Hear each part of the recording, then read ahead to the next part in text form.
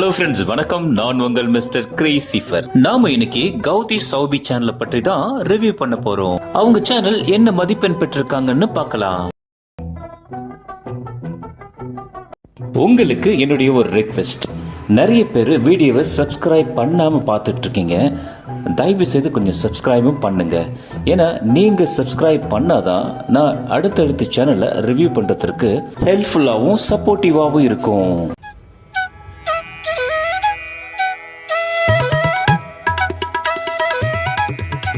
கௌதி சௌபி எப்படியாப்பட்ட சேனல்னா, இது ஒரு லைஃப் ஸ்டைல் சேனலுங்க. இங்க ஒண்ணுக்கு 3 சேனல் வச்சிருக்காங்க. சௌபி சமையல், சௌபன்யா ரமேஷ், கௌதி சௌபி என்று 3 சேனல் இருக்கு.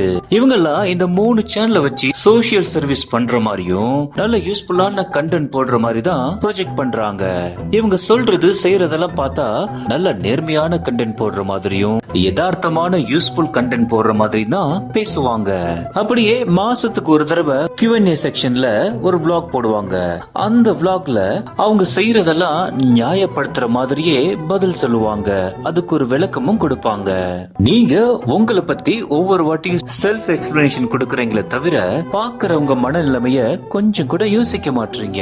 அதே மாதிரி உங்களுக்கு நிறைய நெகட்டிவ் கமெண்ட்ஸ் வரதாவும் நிறைய பேரு கமெண்ட்ஸ்ல கேள்வி கேட்கறதாவும் சொல்றீங்க. எனக்கு தெரிஞ்சு நீங்க போடுற வீடியோக்கள் யூஸ்லெஸ்ஸா இருக்கிறதுனாலதான் உங்களுக்கு இது மாதிரி கமெண்ட்ஸ்லாம் வருது. இதுல நீங்க நிறைய ஹார்ட் ஒர்க் பண்ணி தான் வீடியோக்கள் போடுறீங்கன்னு வேற சொல்றீங்க. நான் ஏன் நீங்க யூஸ்லெஸ்ஸான வீடியோ பதிவிடுறீங்கன்னு சொல்றேன்னா, சமீபத்துல நீங்க வெளியிட்ட ஒரு வீடியோவை பாருங்க. புது ஃப்ரிட்ஜ் வாங்கியிருக்குன்னு வீடியோ பதிவிடுறீங்க. நீங்களே சொல்லுங்க, உங்க தேவைக்காக நீங்க ஃப்ரிட்ஜ் வாங்கியிருக்கீங்க. அத வீடியோவாக்கி மக்களுக்கு காட்டுறதுனால என்ன பயன்னு சொல்லுங்க.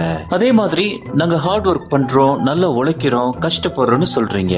உங்க டே டு டே லைஃப்ல நடக்கிறத காட்டுறதுக்கு என்ன ஹார்ட் ஒர்க் பண்ணணும்னு சொல்லுங்க.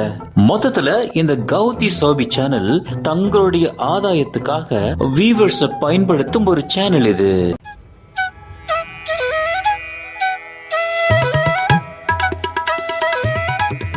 ஆமாங்க, இந்த சேனல் நிறைய ப்ராடக்ட் ப்ரமோஷன் வீடியோ பதிவிடுறாங்க. அந்த ப்ராடக்ட் ப்ரமோஷன் ஏன் பண்றோன்னு ஒரு விளக்கமும் கொடுத்திருப்பாங்க. அதுல அவர் சொல்லிருப்பாரு, நாங்கெல்லாம் இன்ஃபுளுசர், அதனால ப்ராடக்ட் ப்ரமோட் பண்றோம்னு. இன்ஃபுளுசரா இருந்தா ப்ராடக்ட் ப்ரமோஷன் பண்ணணும்னு அவசியம் எதுவும் கிடையாது. உங்கள் தேவைக்காக இதெல்லாம் பண்றீங்க. அதே மாதிரி ப்ராடக்ட் ப்ரமோஷன் என்பது ஒரு பார்ட்டர் சிஸ்டம், அதாவது பண்ட மாற்று முறை என்று அந்த சேனல்ல இருக்கிற லேடி சொல்லியிருப்பாங்க. அப்படின்னா நாங்க அவங்களுக்கு ப்ராடக்ட் ப்ரோமோட் பண்ணி தரோம், அவங்க எங்களுக்கு ஃப்ரீயா ப்ராடக்ட்டும் பணமும் தராங்கன்னு சொல்லிருப்பாங்க. அதுல அவங்க ப்ராடக்ட் ப்ரோமோட் பண்றதெல்லாம் நியாயப்படுத்தி இருப்பாங்க. அதுக்கு ஒரு விளக்கமும் சொல்லிருப்பாங்க. அப்புறம் யூடியூப் என்பது ஒரு பிசினஸ், ப்ராடக்ட் ப்ரோமோட் எல்லாம் பண்ணுவாங்க, அதனாலதான் எல்லாரும் ப்ராடக்ட் ப்ரமோஷன் பண்றாங்கன்னு சொல்லிருப்பாரு. யூடியூப் சேனல்ல ப்ராடக்ட் ப்ரமோஷன் பண்றது நம்முடைய சாய்ஸ், கட்டாயம் கிடையாது. சில யூடியூபர்ஸ் எல்லாம் பாருங்க, அவங்க எந்த ப்ராடக்டையும் ப்ரோமோட் பண்ணதே கிடையாது. ஆனா நீங்க யூடியூப ஒரு வருமானம் ஈற்ற ஒரு மெஷினா தான் ஆக்கிட்டீங்க.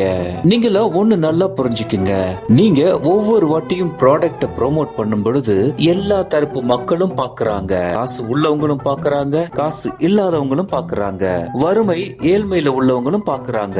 இவங்க எல்லாம் பார்க்கும் பொழுது நீங்க ஆர்டிபிஷியலா ஒரு தேவையை உருவாக்குறீங்க. அவங்கள ஃபோர்ஸ் பண்ற மாதிரி தான் உங்க ப்ரமோஷன்லாம் இருக்கு. இதற்கு நீங்க இன்னொரு விளக்கமும் சொல்லலாம். நாங்க ப்ரோமோட் பண்றோம், நீங்க வாங்கினா வாங்குங்க, வாங்காட்டியும் போங்க, கட்டாயம் இல்லைன்னு. அது அப்படி கிடையாது.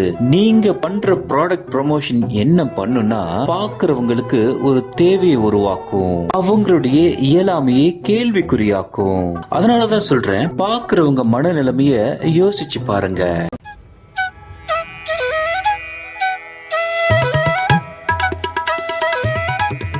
நீங்க போடுற Q&A செக்ஷன் உங்களை நியாயப்படுத்துறதுக்காக தான் போடுறீங்கன்னு நான் நினைக்கிறேன். ஏன்னா நீங்க ஒவ்வொரு வாட்டியும் கேள்வியை படிச்சு தண்ணில விளக்கம் கொடுக்கறீங்க.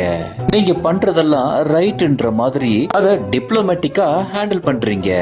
நான் நினைக்கிறேன் உங்களுக்கு நிறைய நெகட்டிவ் கமெண்ட்ஸ் வரதுனாலதான் நீங்க இது மாதிரி Q&A செக்ஷன்லாம் நடத்துறீங்க. நான் உங்களுக்கு ஒண்ணு மட்டும் சொல்ல விரும்புறேன், உங்களுடைய 3 சேனல்லையுமே நீங்க யூஸ்ஃபுல்லான வீடியோக்கள் போடுறது கிடையாது. கிடையாது. உங்களுடைய வாழ்க்கை நிகழ்வையும் நீங்க டெய்லி பண்றதையும் தான் வீடியோவா பதிவிடுறீங்க. டிமார்ட் போனா வீடியோ போடுறீங்க, ஷாப்பிங் போனா வீடியோ போடுறீங்க, உங்க குடும்ப கொண்டாட்டத்தை வீடியோ போடுறீங்க. இப்படி போடுறதுனால பாக்குற வியூவர்ஸ்க்கு நீங்க என்ன சொல்ல வரீங்க? அதுல என்ன லேர்னிங் தான் இருக்கு சொல்லுங்க. நீங்க அந்த Q&A செக்ஷன்ல பதில் சொல்லும் பொழுது செம்ம ஆட்டிடியூட்ல தான் பதில் சொல்றீங்க. ஆனா பாக்குறவங்களுக்கு அது ஹம்பிளா இருக்கணும் என்பதற்காக அத வேற மாதிரி ப்ரொஜெக்ட் பண்றீங்க. அதனாலதான் சொல்றேன், நீங்க ஒவ்வொரு வாட்டியும் Q&A செக்ஷன்ல நீங்க செய்யறத நியாயப்படுத்துறத விட்டுட்டு உங்களை திருத்திக் கொள்ள முயற்சி பண்ணுங்க.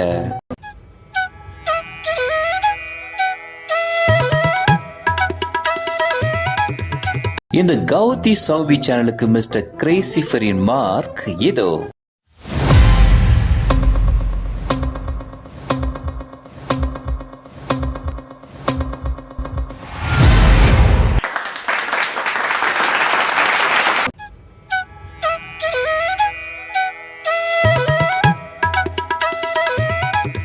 இந்த கௌதி சோபி சேனலுக்கு மிஸ்டர் கிரேசிஃபரின் சஜஷன் என்னன்னா, நீங்களா நாட்டுக்கும் பாக்குறவங்களுக்கும் நல்லது பண்ணல, உங்களுடைய வளர்ச்சிக்காகவும் வருமானத்திற்காகவும் யூடியூப பயன்படுத்துறீங்க.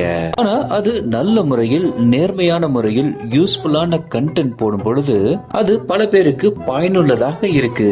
ஆனா நீங்க போடுற கண்டென்ட் எல்லாம் யாருக்கும் பயனில்லாத வீடியோக்கள் தான் நிறைய பதிவிடுறீங்க. அதனால அது மாதிரியான வீடியோக்கள்லாம் வேண்டாம். உங்க சேனல் நிறைய ப்ராடக்ட் ப்ரமோஷன் பண்ணிக்கிட்டே இருக்கீங்க.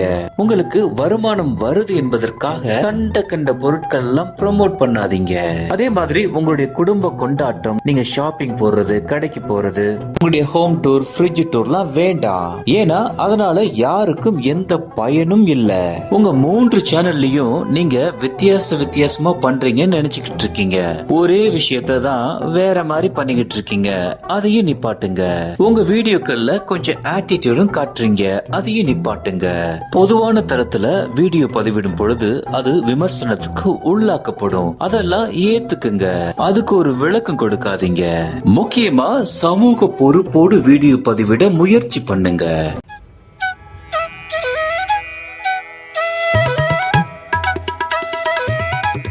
பாக்குற நம்ம வியூவர்ஸ்க்கு நான் என்ன சொல்ல வரேன்னா, அவங்க தெளிவா தான் இருக்காங்க.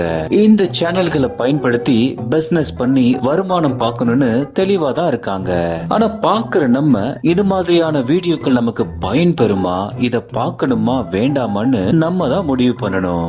நாம தொடர்ந்து இந்த மாதிரியான வீடியோக்களுக்கு சப்போர்ட் பண்ணி என்கரேஜ் பண்றதுனாலதான் இவங்கெல்லாம் திரும்ப இது மாதிரியான வீடியோக்களை பதிவிடுறாங்க.